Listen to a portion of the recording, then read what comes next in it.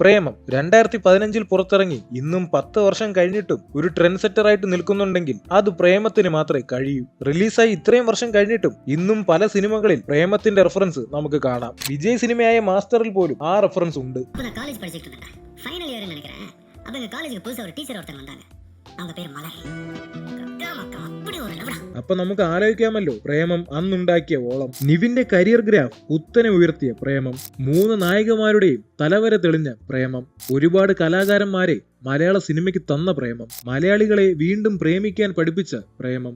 ആ പ്രേമത്തിൽ നായകനാവാൻ ആദ്യം അൽഫോൺസ് സമീപിച്ചത് ദുൽഖറിനെ ആയിരുന്നു എന്നാണ് അറിയാൻ കഴിഞ്ഞത്. പിന്നീട് നിവിനായിട്ടുള്ള ഫ്രണ്ട്ഷിപ്പ് കാരണമായിരിക്കാം ആ റോളിലേക്ക് നിവിനെ അൽഫോൺസ് കാസ്റ്റ് ചെയ്തത്. എന്റെ അഭിപ്രായത്തിൽ നിവിൻ തന്നെയായിരുന്നു ബെസ്റ്റ് ചോയ്സ്. ആ റോള് നിവിൻ ചെയ്ത് ഗംഭീരമാക്കിയത് കൊണ്ട് മറ്റാരെയും നമുക്ക് സങ്കല്പിക്കാൻ പോലും പറ്റില്ല. പിന്നെ മലരായിട്ട് അൽഫോൺസ് ആദ്യം സമീപിച്ചത് അസിനെ ആയിരുന്നുവെന്നും ഒരു റൂമർ ഉണ്ട്. സത്യമാണോന്ന് അറിയത്തില്ല. മലർ എന്ന കഥാപാത്രത്തിന്റെ വിജയം തന്നെ ഒരു ഫ്രഷ് ഫേസ് ആയതുകൊണ്ടാണ്. നമ്മൾ ഇതുവരെ കാണാത്തൊരു മുഖം മലരായിട്ട് വന്നപ്പോഴാണ് പ്രേക്ഷകർ അത് സ്വീകരിച്ചത്. പ്രേമത്തിന്റെ തെലുങ്ക് വെർഷനിൽ മലരായിട്ട് വന്നത് ശ്രുതിഹാസനാണ്. അതിനൊരു ഇമ്പാക്ട് കിട്ടാത്തത് ശ്രുതിഹാസനെ നമ്മൾ കണ്ട് പരിചയമുള്ളതുകൊണ്ടാണ്. തീർച്ചയായിട്ടും മലരായിട്ട് സായി പല്ലവി തന്നെയായിരുന്നു ബെസ്റ്റ് ചോയ്സ്.